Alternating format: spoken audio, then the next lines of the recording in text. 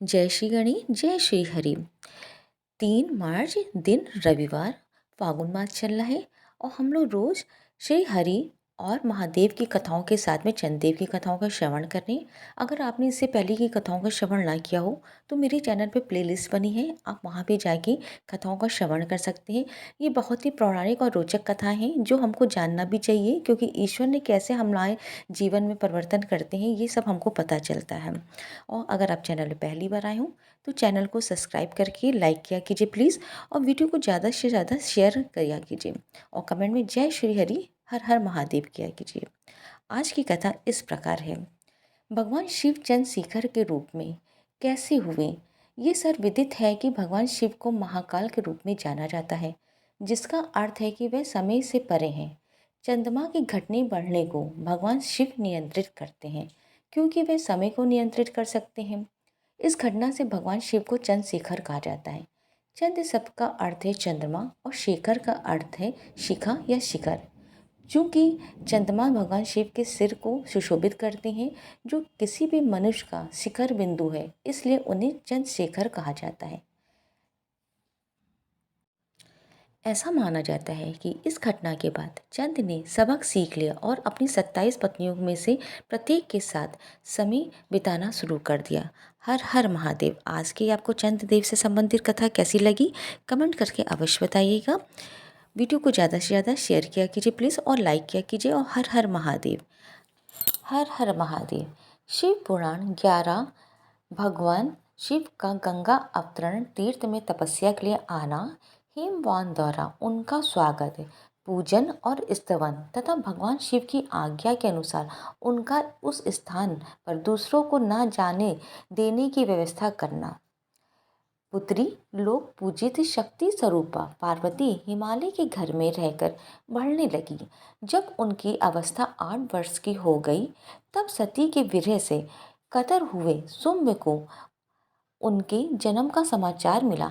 नारद उस अद्भुत बालिका पार्वती को हृदय में रखकर वे मन ही मन बड़े आनंद का अनुभव करने लगे। इसी बीच में लौकिक गति का आश्रय ले शंभु ने अपने मन को एकाग्र करने के लिए तब करने का विचार किया। नंदी आदि कुछ शांत पार्षदों को साथ ले वे हिमालय के उत्तम शिखर पर गंगा अवतरण नामक तीर्थ में चले आए, जहाँ पूर्व काल में ब्रह्मधाम से युक्त होकर समस्त पाप रशि का विनाश करने के लिए चली हुई है। परम पावनी गंगा पहले पहल भूतल पर अवतीर्ण हुई थी। जितेंद्रिय हर ने वहीं रहकर तपस्या आरंभ की। वह आलस रहित हो चेतन ज्ञान स्वरूप नित्य ज्योतिमय निरामय जगन्मय चिदानंद स्वरूप द्रहतहीन तथा आश्रय रहित अपने आद्यभूत परमात्मा का एकाग्र भाव से चिंतन करने लगे। भगवान हरि के ध्यान परायण होने पर नंदी भृंगी आदि कुछ अन्य पार्षद गण भी ध्यान में तत्पर हो गए। उस समय कुछ ही प्रथम गण परमात्मा शंभु की सेवा करते थे। वे सबके सब मौन रहते और एक के सब भी नहीं बोलते थे। कुछ द्वारपाल हो गए थे। इसी समय गिरिराज हेमवान उस असद्धि बहुल शिखर पर भगवान शंकर का शुभागमन सुनकर उनके प्रति आदर की भावना से वहां आए। आकर सेवकों सहित गिरिराज ने भगवान रुद्र को प्रणाम किया, उनकी पूजा की और अत्यंत प्रसन्न होकर हाथ जोड़कर उनका सुंदर स्तवन किया। फिर हिमालय ने कहा, प्रभु मेरे सौभाग्य का उदय हुआ जो आप यहाँ पधारे। आपने मुझे सनत कर वर्णन किया है कि आप दीन वत्सल हैं। आज मेरा जन्म सफल हो गया, आज मेरा जीवन सफल हुआ और आज मेरा सब कुछ सफल हो गया, क्योंकि आपने यहाँ पदार्पण करने का कष्ट उठाया है। महेश्वर आप मुझे अपना दास समझकर शांत प्रभाव से मुझे सेवा के लिए आज्ञा दीजिए। मैं बड़ी प्रसन्नता से अनिश्चित होकर आपकी सेवा करूंगा। ब्रह्मा जी कहते हैं, हे नारद, गिरिराज का ये वचन सुनकर महेश्वर ने किंचित आंखें खोली और सेवकों सहित हिमवान को देखा। सेवकों सहित गिरिराज को उपस्थित देख के ध्यान योग में स्थित हुए जगदीश्वर वृषध्वज ने मुस्कुराते हुए से कहा। महेश्वर बोले, शैलराज, मैं तुम्हारे शिखर पर एकांत में तपस्या करने के लिए आया हूँ। तुम ऐसा प्रबंध करो जिससे कोई भी मेरे निकट न आ सके। तुम महात्मा हो, तपस्या के धाम हो तथा मुनियों, देवताओं, राक्षसों से और अन्य महात्माओं को भी सदा आश्रय देने वाले हो। द्विज आदि का तुम्हारे ऊपर सदा ही निवास रहता है। गंगा से अभिषिक्त होकर सदा के लिए पवित्र हो गए हो। दूसरों का उपकार करने वाले तथा संपूर्ण पर्वतों के समर्थशाली राजा हो। गिरिराज, मैं यहाँ गंगा अवतरण स्थल में तुम्हारे आश्रित होकर आत्म संयम पूर्वक बड़ी प्रसन्नता के साथ तपस्या करूँगा। शैलराज, गिरिश्रेष्ठ, जिस साधन से यहाँ मेरी तपस्या बिना किसी विघ्न बाधा के चालू रह सके, उसे इस समय प्रयत्नपूर्वक करो।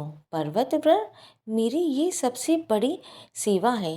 गंगा अवतरण नामक स्थान में जो मेरे पृष्ठ भाग में ही है, मेरी आज्ञा मांगकर न जाए, ये मैं सच्ची बात कहता हूँ। यदि कोई वहाँ जाएगा तो उस महान दुष्ट को मैं विशेष दंड दूंगा। मुनि इस प्रकार अपने समस्त करों को शीघ्र ही नियंत्रित करके हिमवानों ने विघ्न निगम निवारण के लिए जो सुंदर व्रत किया वह मैं तुम्हें बताता हूँ। आज का अध्याय यहीं पे समाप्त करते हैं। आशा करते हैं कि कल का भी आप शिव पुराण का पाठ अवश्य सुनेंगे। अगर आप चैनल पे पहली बार आए हो तो चैनल को सब्सक्राइब कीजिए और वीडियो को ज़्यादा से ज़्यादा शेयर करके, लाइक करके हर हर महादेव का कमेंट्स कीजिए। ईश्वर आपकी सभी इच्छाओं की पूर्ति करेंगे। जो चैनल को लाइक और सब्सक्राइब कर रहे हैं उनकी हर मनोकामना को पूर्ण करके कथा सुनने वाले और कथा कहने वालों की हर इच्छा की पूर्ति करेंगे। हर हर महादेव। नारायण कवच का पाठ करने से श्री हरि की कृपा दृष्टि सदैव हमारे ऊपर बनी रहती है। अगर हमारे मन में कोई संकल्प है तो उस संकल्प को हमको अपने मन में कर लेना चाहिए और श्री हरि से प्रार्थना करनी चाहिए कि हे ईश्वर, आप मेरी सभी मनोकामना को पूर्ण करें, क्योंकि कवच धारण करने से हमारी सारी व्याधा दूर होती है। इस प्रकार आज इसका हम लोग श्रवण करेंगे श्री हरि का ध्यान करके। राजा परीक्षित ने पूछा, भगवान, देवराज इंद्र ने जिससे सुरक्षित होकर शत्रुओं की चतुर्णी सेना को खेल खेल में अनायास ही जीत कर त्रिलोकी की राज रश्मि का उपभोग किया, आप उस नारायण कवच को सुनाइए और ये भी बताइए कि उन्होंने उससे सुरक्षित होकर रणभूमि में किस प्रकार आक्रमणकारी शत्रुओं पर विजय प्राप्त की।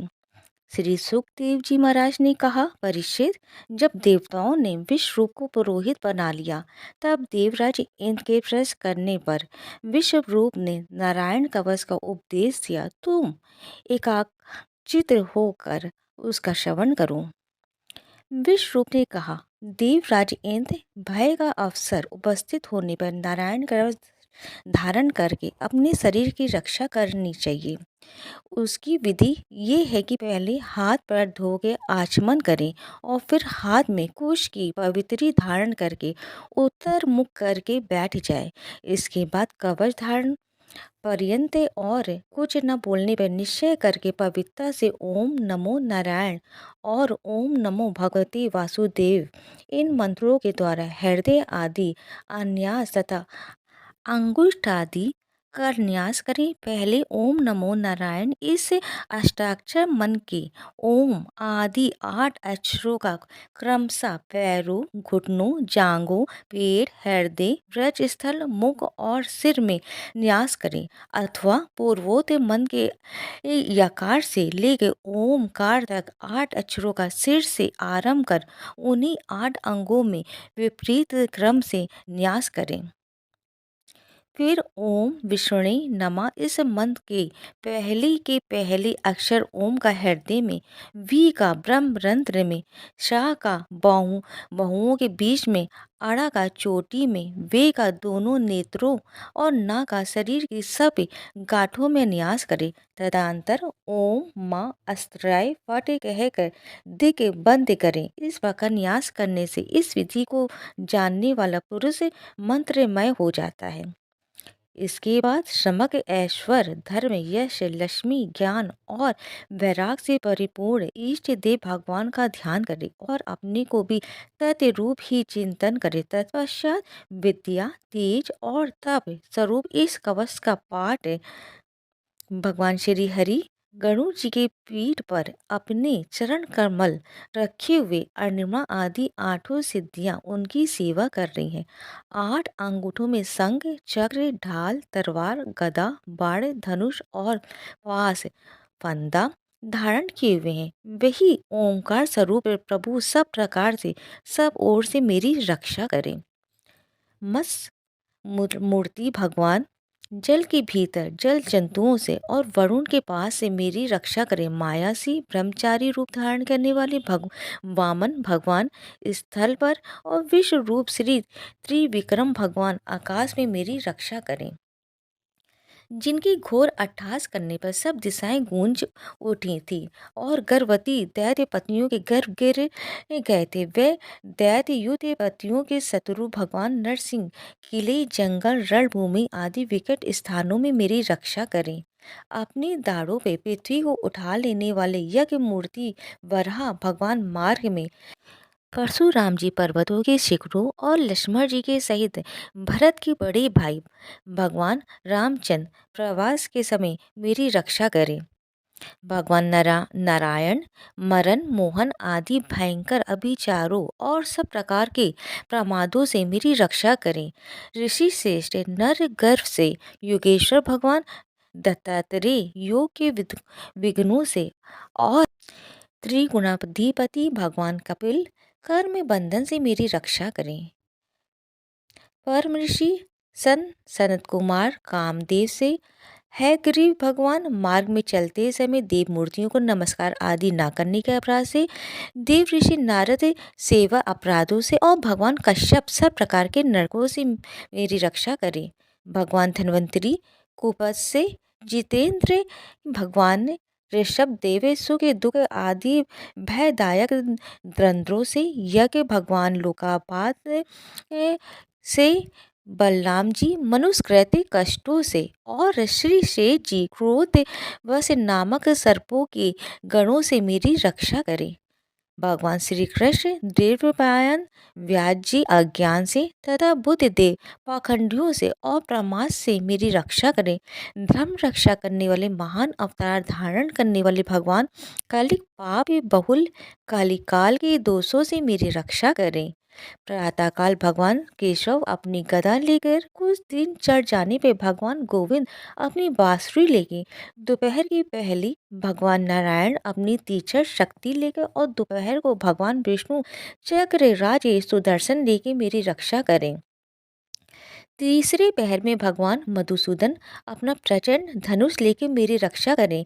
सायंकाल में ब्रह्मा आदि त्रिमूर्तिधारी माधव सूर्यास्त की बात हर ऋषिकेश अर्धरात्रि के पूर्व तथा अर्धरात्रि के समय अकेले भगवान पद्मनाभ मेरी रक्षा करें।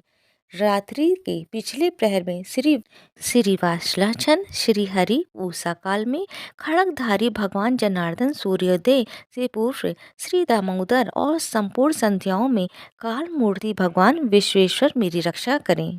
सुदर्शन आपका आकाश चक्र रथ के पहिए की तरह है। आपके किनारे का भाग प्रलय कालीन अग्नि के समान अत्यंत तीव्र है। आप भगवान की प्रेरणा से सब ओर घूमते रहते हैं। जैसे आग वायु की सहायता से सूखी घास फूस को जला डालती है, वैसे ही आप हमारी शत्रु सेना को शीघ्र से शीघ्र जला दीजिए। कौमुद की गदा आपसे छूटने वाली चिंगारियों का स्पर्श वृष के समान असह्य है। आप भगवान अजीत की प्रिया हैं और मैं उनका सेवक हूँ, इसलिए आप कुष्मांड विनायक यक्ष राक्षस भूत और प्रेत आदि ग्रहों को भी अभी कुचल डालिए तथा मेरे शत्रुओं को चूर चूर कर दीजिए। संग श्रेष्ठ आप भगवान श्री कृष्ण के फूकने से भयंकर शब्द करके मेरे शत्रुओं का दिल दहला दीजिए एवं यातुधान प्रथम प्रेत मृतिका पिशाच तथा ब्रह्म राक्षस आदि भयवानी प्राणियों को यहाँ से तुरंत भगा दीजिए। भगवान की श्रेष्ठ तलवार आपकी धार बहुत तीक्ष्ण है।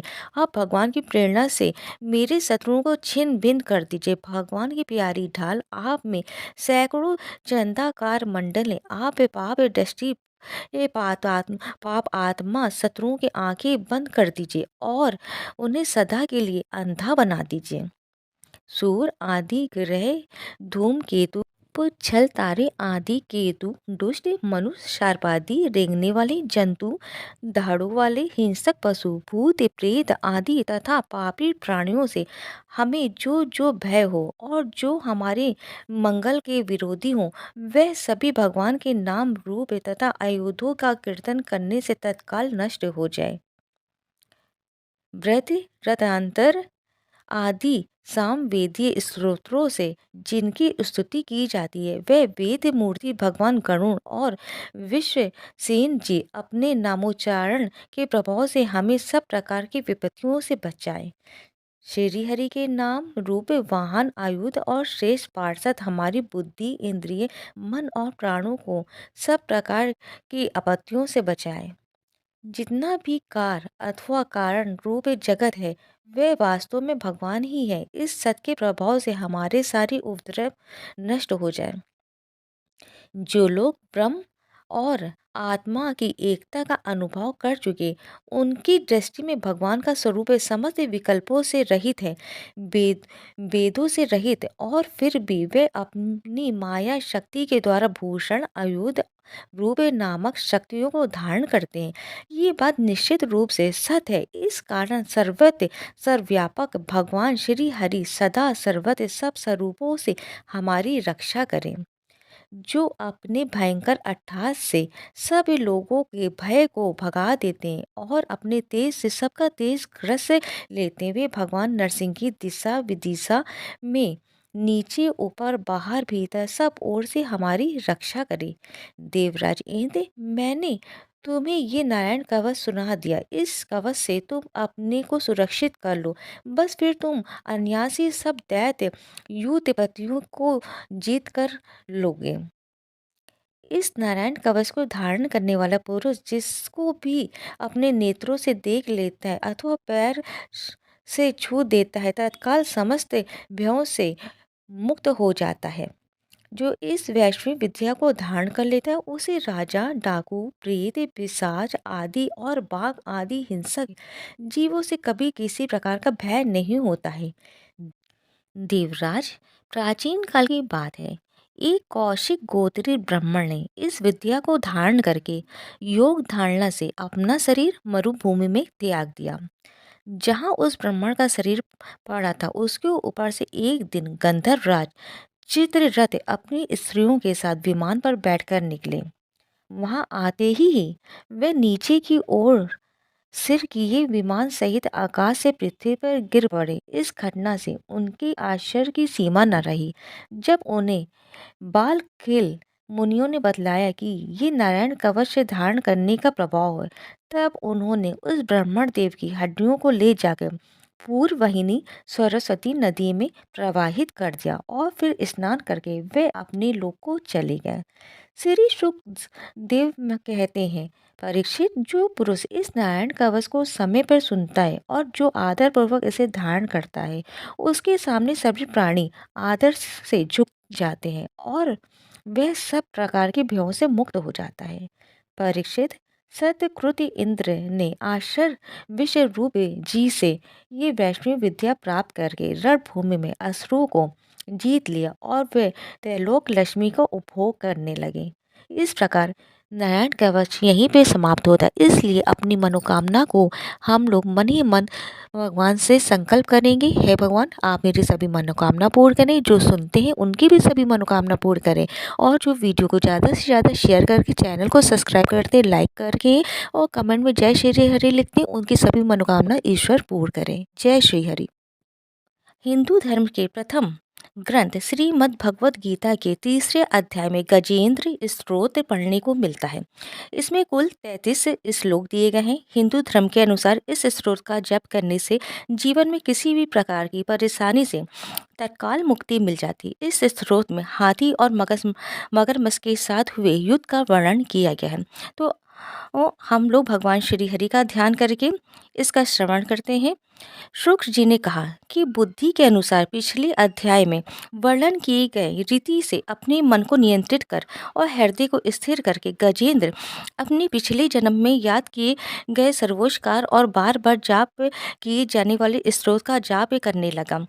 गजेंद्र ने मन ही मन श्री हरि को ध्यान करते हुए कहा कि जिनके प्रवेश शरीर और मस्तिष्क चेतन की तरह व्यवहार करते हैं, ओम द्वारा लक्षित और पूरे शरीर में प्रकृति और पुरुष के रूप में प्रवेश करने वाले उस सर्वशक्तिमान देवता का मैं मन ही मन स्मरण करता हूँ, जिनके सारे ये पूरा संसार टिका हुआ है, जिनसे ये संसार अवतरित हुआ है, जिन्होंने प्रकृति की रचना किया और जो खुद उसके रूप में प्रकट हुए, लेकिन इसके बावजूद भी वो दुनिया से सर्वोपरि और श्रेष्ठ है। ऐसे अपने आप और बिना किसी कारण के भगवान की मैं शरण में जाता हूँ।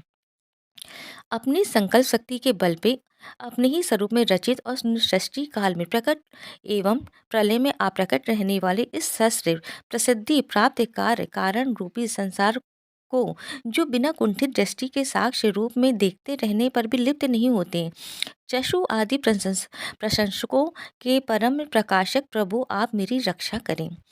बीतते गए समय के साथ ये तीनों लोगों को और ब्रह्मा आदि लोक के पालों के पंचभूत में प्रवेश कर जाने पर और पंचभूतों से लेके महापुरुष सभी कारणों में उनकी परम करुणा स्वरूप प्रकृति में मगन हो जाने पर उस समय दुर्येर और घोर अंधकार रूपेण प्रकृति के बच रही थी, उस अंधकार से परे अपने परम धाम में जो सर्वव्यापी भगवान सभी दिशाओं में प्रकाशित होते रहते हैं, वो भगवान मेरी रक्षा करें। विभिन्न नाटकों रूपों में अभिनय करने वाले और उस अभिनेता के वास्तविक स्वरूप को जिस प्रकार से साधारण लोग भी नहीं पहचान पाते, उसी तरह से सत्य प्रधान देवता और महर्षि भी जिनके स्वरूप को नहीं जान पाते, ऐसे में कोई साधारण प्राणी उनका वर्णन कैसे कर सकता है। ऐसे दुर्गम चरित्र वाले भगवान मेरी रक्षा करें। अनेकों शक्ति से मुक्त सभी प्राणियों की आत्म बुद्धि प्रदान करने वाले सबके बिना कारण हित अतिशय और साधु स्वभाव ऋषि मुनि जन जिनके परम स्वरूप को देखने की इच्छा के साथ वन में रहकर अखंड ब्रह्मचर्य तमाम अलौकिक व्रतों को नियमों को के अनुसार पालन करते, ऐसे प्रभु मेरी गति है वह जिनका हमारी तरह ना तो जन्म होता है और ना जिनका अहंकार में कोई भी काम नहीं होता है, जिनके निर्गुण रूप का ना कोई नाम है और ना कोई रूप है, इसके बावजूद भी वह समय के साथ इस संसार की सृष्टि और प्रलय के लिए अपनी इच्छा से अपने जन्म को स्वीकार करते हैं। उस अनंत शक्ति वाले परम ब्रह्मा परमेश्वर को मेरा नमस्कार है। प्रकृत आकार रहित और अनेक के रूप वाले अद्भुत भगवान को मेरा नमस्कार है। स्वयं प्रकाशित सभी शाख से परमेश्वर को मेरा सत सत नमन है। वैसे देव जो नम्र वाणी चित्तवृत्तियों से परे हैं, उन्हें मेरा बारंबार नमस्कार है। विवेक से परिपूर्ण पुरुष के द्वारा सभी सतो गुणों से परिपूर्ण निवृत्ति धर्म के आचरण से मिलने वाले योग मोक्ष सुख की अनुभूति रूपी भगवान को नमस्कार है। सभी गुणों के स्वीकार शांत रजोगुण और स्वीकार करके अत्यंत तमोगुण को अपना कर मूढ़ से जाने वाले बिना भेद और हमेशा सद्भाव से ज्ञान धनी प्रभु को मेरा नमस्कार है। शरीर के इंद्रिय के समुदाय रूप सभी पिंडिकों के ज्ञाता सबों के स्वामी और साक्षी स्वरूप देव आपको नमस्कार है। सबों के अंतर्यामी प्रकृति के परम कारण लेकिन स्वयं बिना कारण भगवान को मेरा सत सत नमस्कार है। सभी इंद्रियों और सभी विषयों के जान कर सभी प्रतीतियों के कारण रूप संपूर्ण जड़ प्रपंच और सबकी मूलभूत अविद्या के द्वारा सूचित होने वाले और सभी विषयों में अविद्या रूप से भसने वाले भगवान को मेरा नमस्कार है। सबके कारण लेकिन स्वयं बिना कारण होने पर भी बिना किसी परिणाम के होने की वजह से अन्य कारणों से भी विलक्षण कारण आपको मेरा बार बार नमस्कार है। सभी वेदों और शास्त्रों के परम तात्पर्य मोक्ष रूपी और शेष पुरुषों के परम गति ये देवता को नमस्कार है। वह जो त्रिगुण रूपों में छुपी हुई है, ज्ञान रूपी अग्नि वैसे गुणों में हलचल होने पर जिनके मन मस्तिष्क में संसार को रचने की वृत्ति उत्पन्न हो उठती हो और जो आत्मा तत्व की भावना के द्वारा विधि निषेध रूप शस्त्र से भी ऊपर उठे हो, जो महाज्ञानियों महात्माओं में स्वयं प्रकाशित हो रहे, ऐसे भगवान को मेरा नमस्कार है। मेरे जैसे शरणागत पशु के समान जीवों के अविद्या रूप व फांसी को पूर्ण रूप से काट देने वाले परम दयालु और दया दिखने में कभी भी आलस नहीं करने वाले भगवान को नमस्कार है मेरा। मैं अपने अंश से सभी जीवों के मन में अंतर्यामी रूप से प्रकट होने वाले सर्व नियंता अनंत परमात्मा आपको मेरा नमस्कार है, जो शरीर होते मित्र घर और संपत्ति सहित कुटुंबियों में अशक्त लोगों के द्वारा कठिनाई से मिलते हैं और मुक्त पुरुषों के द्वारा अपने हृदय में निरंतर चिंतित ज्ञान स्वरूप सर्व समर्थ परमेश्वर को मेरा नमस्कार है। वह जिन्हें धर्म में अभिलिषित भोग के धन और मोक्ष की कामना से मनन करके लोग अपनी मनचाही इच्छा पूर्ण कर लेते हैं, अभी तो जिन्हें विभिन्न प्रकार आयाचित भोग और अविनाशी पार्षद शरीर भी देते हैं, वैसे अत्यंत दयालु प्रभु मुझे इस प्रकार की विपदा से हमेशा के लिए बाहर निकाले। वह जिनके एक से अधिक भक्त हैं, जो मुख्य रूप से एकमात्र उसी भगवान के शरण में, जो धर्म अर्थ आदि किसी भी पदार्थ की अभिलाषा नहीं रखते हैं, जो केवल उन्हीं के परम मंगलमय एवं अत्यंत विलक्षण चरित्र का गुणगान करते हैं, उनके आनंदमय समुद्र में गोते लगाते हैं। उन अविनाशी सर्वव्यापी सर्वमान ब्रह्मादि के भी नियामक भक्तों के लिए भी हमेशा प्रकट होने वाले भक्ति योग द्वारा प्राप्त अत्यंत निकट होने पर भी माया के कारण अत्यंत दूर महसूस होने वाले इंद्रियों के द्वारा आगमय और अत्यंत दुर्विक अंतर रहित लेकिन सभी के आदि कारक और सभी तरफ से परिपूर्ण उस भगवान की मैं स्तुति करता हूँ। वो जो ब्रह्मा सहित सभी देवता चारों वेद समस्त चर और अचर जीव के नाम और आकृति भेद से जिनके अत्यंत क्षुद्र अंशों से रचित हैं, जिस तरह से जलती हुई अग्नि की लपटें और सूरज की किरणें हर बार बाहर निकलती हैं और फिर से अपने कारण में लीन हो जाती हैं, उसी प्रकार बुद्धि मस्तिष्क इंद्रियों और नाना योगिनियों के शरीर से जिन गुणों से प्राप्त शरीर जो स्वयं प्रकाश परमात्मा से अवतरित होकर फिर से उन्हीं में लीन हो जाता है, वह भगवान जो ना तो देवता है न असुर न मनुष्य और ना ही मनुष्य से नीचे किसी अन्य योनि के प्राणी, ना ही वो स्त्री है ना ही पुरुष है और ना ही नपुंसक है और ना ही वो कोई ऐसे जीव है जिनका इन तीनों ही श्रेणी में समावेश है। वो ना तो गुण है ना कर्म है, वो ना ही कार्य और ना ही कारण, इन सभी योनियों का निषेध होने पर जो बचता है वही उनका असली रूप है। ऐसे प्रभु मेरा उत्थान करने के लिए प्रकट हूँ। अब मैं मगरमच्छ के चंगुल से आज़ाद होने के बाद जीवित नहीं रहना चाहता हूँ। इसकी वजह ये है कि मैं सभी तरफ से अज्ञानता से ढके इस हाथी के शरीर का क्या करूँ। मैं आत्मा के प्रकाश से ढक देने वाले अज्ञानता से युक्त इस हाथी के शरीर से मुक्त होकर होना चाहता हूँ, जिसका काल क्रम से अपने नाश नहीं होता है बल्कि ईश्वर की दया और ज्ञान से उदय हो पाता है। इस प्रकार से मोक्ष के लिए ललाहित संसार के रचयिता स्वयं संसार रूप में प्रकट है, लेकिन संसार से परे संसार में एक खिलौने की भांति खेलने वाले संसार में आत्म रूप से व्याप्त आजन्मा सर्वव्यापी एवं प्रत्यय वस्तुओं में सर्वश्रेष्ठ श्री हरि का केवल स्मरण करता हूँ और उनके शरण में जाता हूँ। वह जिन्होंने भगवत शक्ति रूपी योग के द्वारा कर्मों को जला डाला है, जिन्हें समस्त योगी ऋषि अपने योग के द्वारा अपने शुद्ध हृदय में प्रकट देखते हैं, उन योगेश्वर भगवान को मेरा नमस्कार है।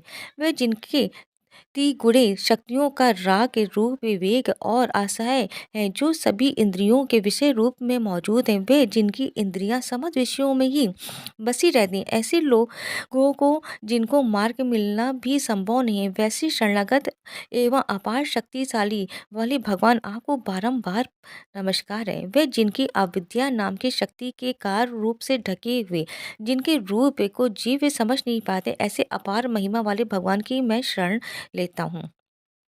श्री शुक्रदेव जी कहते हैं कि वे जिसने पूर्ण प्रकार से भगवान के भेद रहित सभी निराकार रूप का वर्णन किया था, उस गजराज के करीब जब ब्रह्मा जी साथ में अन्य कोई देवता नहीं आए जो अपने विभिन्न प्रकार के विशेष विग्रहों को ही अपना रूप मानते, ऐसे में साक्षात विष्णु जी जो सभी के आत्मा होने के कारण सभी देवताओं के रूप हैं, तब वहाँ प्रकट हुए। गजराज को इस प्रकार से दुखी देख और उसके पड़े के स्तुति को सुन के चक्रधारी प्रभु इच्छानुसार वेग वाले गरुड़ की पीठ पर सवार होकर सभी देवताओं के साथ उस स्थान पर पहुंचे जहां पर वह गज था। सरोवर के अंदर महाबलशाली मगरमच्छ द्वारा जकड़े जकड़े और दुखी उस हाथी ने आसमान में गरुड़ की पीठ पर बैठे और हाथों में चक्र लिए भगवान विष्णु को आते हुए जब देखा, तो वे अपनी सूंड में पहले से ही उनकी पूजन के लिए रखे कमल के फूल को श्री हरि पर बरसाते हुए कहने लगे, सर्व पूज्य भगवान श्री हरि, आपको मेरा प्रणाम है। सर्व पूज्य भगवान श्री हरि, आपको मेरा नमस्कार है। लाचार हाथी को देखकर श्री हरि विष्णु गरुड़ से नीचे उतर गए, सरोवर में उतर आए और बेहद दुखी होकर ग्रह सहित उस गज को तुरंत ही सरोवर से बाहर निकाल आए और देखते ही देखते अपने चक्र से मगरमच्छ के गर्दन को काट दी और हाथी को उस पीड़ा से बाहर निकाल लिया। जय हो, जय श्री हरि, जय श्री विष्णु। जो भी गजेंद्र मोक्ष पाठ को सुनता है उसके सभी पाप श्री हरि जी तत्काल दूर कर दे। इस जाप को करने से व्यक्ति बड़े से बड़े कर्जों से मुक्त हो जाता है। अगर आपको कथा पसंद आए, वीडियो पसंद आए, तो वीडियो को ज़्यादा से ज़्यादा शेयर कीजिएगा। चैनल को सब्सक्राइब करके लाइक करके जय श्री हरि लिखिएगा। जय श्री राधे, जय श्री कृष्णा।